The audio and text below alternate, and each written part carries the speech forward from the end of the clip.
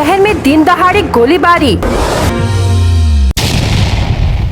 इस वक्त की बड़ी खबर भंडारा शहर के हेडगेवार चौक के स्वर्गीय अण्णाजी कुलकर्णी सार्वजनिक वाचनालय भंडारा में दिन दहाड़े एक युवक पर गोली मारकर हत्या करने की घटना शनिवार 4 बजे के दरमियान घटी, जिसके बाद परिसर में सनसनी मच गई।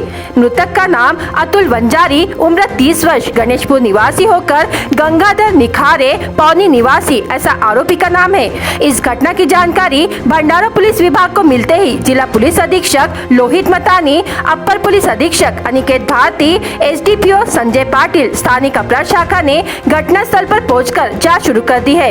इस घटना से परिसर में सनसनी मच गई है। मिली जानकारी के अनुसार आरोपी पौनी निवासी गंगाधर निखारे को पुलिस ने हिरासत में लिया है।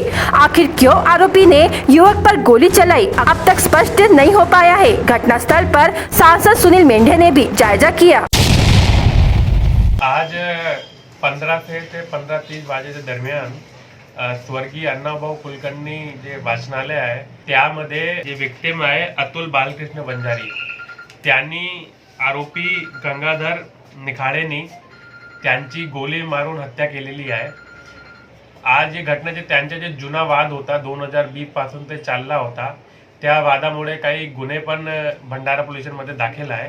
त्या वादाच्या रागमध्ये आज गंगाधर निखाडे आरोपींनी 15 ते 15:30 वाजेच्या दरम्यान अतुल वंजारीला त्यांनी गोली मारून त्यांची हत्या केलेली आहे। नेमका त्यांचे ते 2 गुन्हे दाखल आहे, एक आयटी ऍक्टचा गुन्हा दाखल आहे गंगाधर निखाडेवर आणि अतुल वंजारीवर एक 354 354 ड चा गुन्हा दाखल आहे। ते काही प्रेम प्रकरणचा जुना वाद होता।